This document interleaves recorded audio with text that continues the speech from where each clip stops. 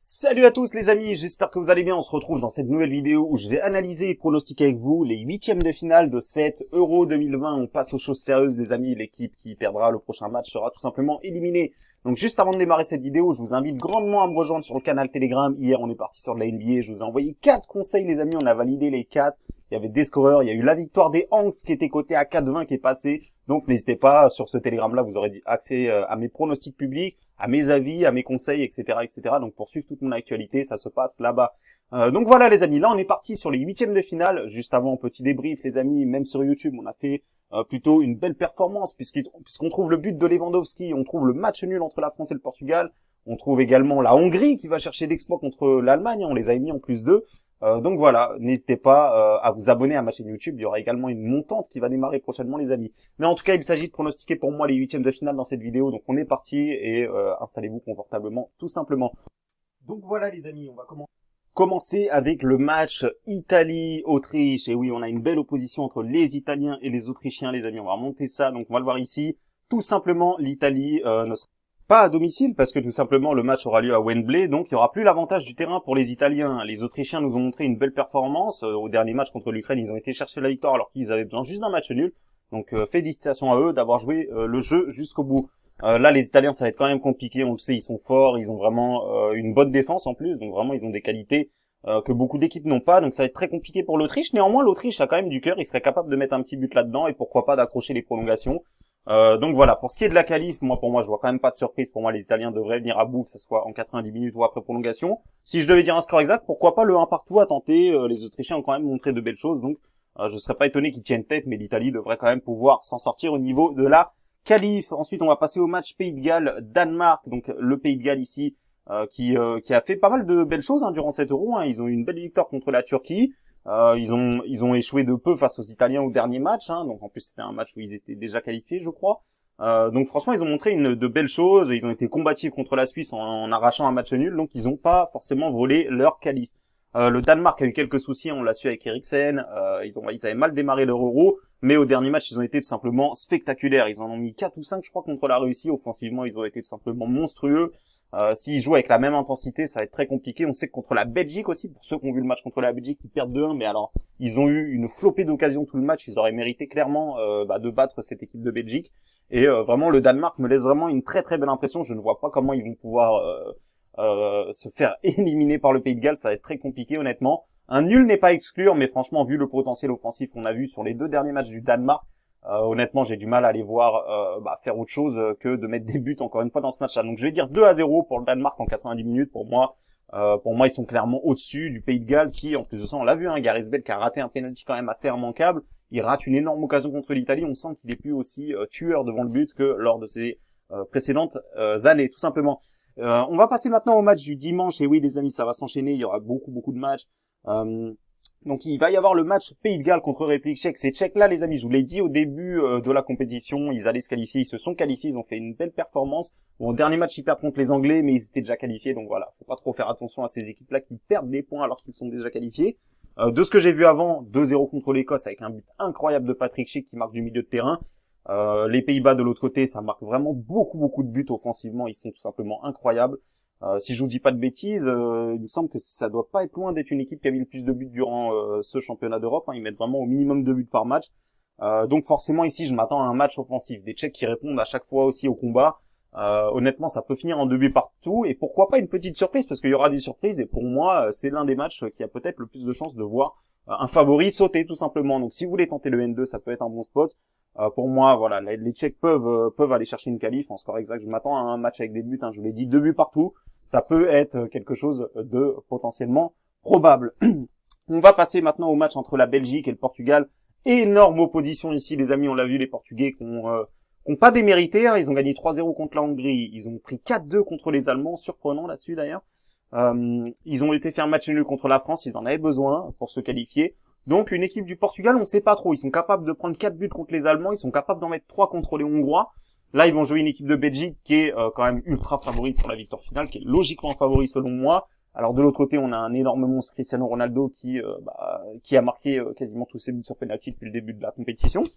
Ça va être compliqué, ça peut être un match acharné, mais pour moi, les Belges sont au-dessus et voilà, je pense pas qu'ils vont rejouer comme contre le Danemark où ils avaient mal joué et gagner. Et ce qui est fort avec cette équipe de Belgique, c'est que même lorsqu'ils jouent mal, ils arrivent quand même à prendre la victoire. Je rappelle, la Belgique, c'est 3 matchs, 3 victoires sur ce début d'Euro. Alors donc voilà, pour moi, ça va être quand même compliqué pour les Portugais. Je m'attends à une victoire solide. 2-0, évidemment, ça peut partir en prolongation, on sait jamais, hein, c'est des matchs serrés, mais si je devais me prononcer sur la qualif, pour moi, les Belges devraient logiquement passer ce tour. On va passer maintenant au match du lundi. On a un très très beau match qui va être intéressant. Ça va être la Croatie face à l'Espagne. Une équipe croate qui a été franchement plutôt pas mal au dernier match. Ils ont été gagnés 3-1 contre l'Écosse. Alors l'Écosse, c'est quand même une équipe assez faible dans cet Euro, on va pas se mentir. Juste avant, la Croatie avait réussi à faire un match nul contre la République tchèque. Ensuite, juste au premier match, ils avaient perdu contre les Anglais.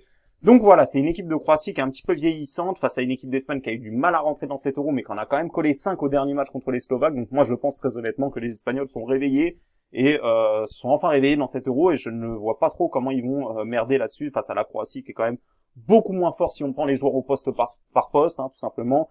L'Espagne qui, en plus de ça, aura tout simplement aura son effectif déjà au complet, donc contrairement à la Croatie qui me semble à un ou deux suspendus ou un ou deux joueurs qui s'est blessé. En tout cas, voilà, pour moi, je vais pas trop passer longtemps sur ce match-là. Pour moi, l'Espagne est au-dessus et devrait logiquement gagner assez tranquillement, je pense, ce match-là. Le match entre l'équipe de France et la Suisse. Alors, ce match-là, franchement, ça va être compliqué. Les Suisses défendent bien, ils peuvent être capables de bien défendre. Alors, certes, ils en ont pris 3 contre les Italiens, mais je m'attends pas du tout au même match que contre face à l'Italie. Là, on arrive au 8e de finale. Je pense que les Suisses vont quand même un peu plus solidifier leur jeu. Ils vont défendre un peu plus. On peut s'attendre à un match fermé, peut-être un 0-0, quelque chose comme ça, mais honnêtement, la France n'a pas le droit de se faire sauter dès les 8e de finale. Ce serait une énorme contre-performance. Donc pour moi, je vais dire une solide victoire des Français 2-0, qualification logique de l'équipe de France. On va passer maintenant aux matchs qui auront lieu le mardi, donc ça sera les derniers 8e de finale. Donc il va y avoir le match Angleterre face à Allemagne. Ça va être aussi une très très belle opposition. On a vraiment des énormes matchs là-dessus, franchement. Les Anglais auront l'énorme avantage d'être soutenus par leur public. Le match a lieu à Wembley puisqu'ils ont fini premier de leur poule. Les Allemands de l'autre côté qui sortent d'un match nul face aux Hongrois, on les avait trouvés dans la dernière vidéo d'ailleurs. Les Allemands me laissent vraiment un mauvais sentiment. Franchement, ils jouent vraiment pas si bien que ça contre la France. Je les ai pas trouvés bons contre le Portugal. Ils ont de la chance quand même de trouver l'ouverture assez souvent face aux Portugais qui ont été un peu limite défensivement. Dernier match contre la Hongrie, c'est vraiment mauvais ce qu'ils font. Ils sont incapables de battre une équipe hongroise à domicile. Honnêtement, les Allemands, je les vois pas faire un grand euro là-dessus. De ce qu'ils ont montré, c'est clairement moyen. Du côté de l'Angleterre, ils ont montré plutôt des belles choses. Ils sont invaincus. Alors certes, il y a eu ce match 0-0 contre l'Écosse où il y a eu beaucoup de joueurs anglais étonnamment qui marchaient sur le terrain, qui avaient pas beaucoup d'envie. Ils se sont rattrapés au dernier match contre la République tchèque en montrant justement qu'ils avaient vraiment envie de finir premier, de recevoir pour ce 8e de finale là. Donc pour moi ici, je m'attends à une solide victoire anglaise, 2-0. Les Allemands pour moi me semblent quand même un petit cran en dessous, surtout que là vraiment ce qui fait l'avantage c'est que l'Angleterre sera vraiment à domicile, sera soutenue par son public et pour moi ça peut faire clairement la différence. Donc voilà, pour ma qualification des Anglais, 2-0 si on devrait choisir un score. Suède-Ukraine maintenant, une équipe d'Ukraine qui a été repêchée assez incroyablement. On pensait pas qu'ils allaient s'en sortir parce qu'ils avaient perdu le dernier match contre l'Autriche. Mais grâce au meilleur troisième, ils se sont qualifiés face à une équipe de Suède qui a été incroyable défensivement sur les 2 premiers matchs. Ils prennent pas de but.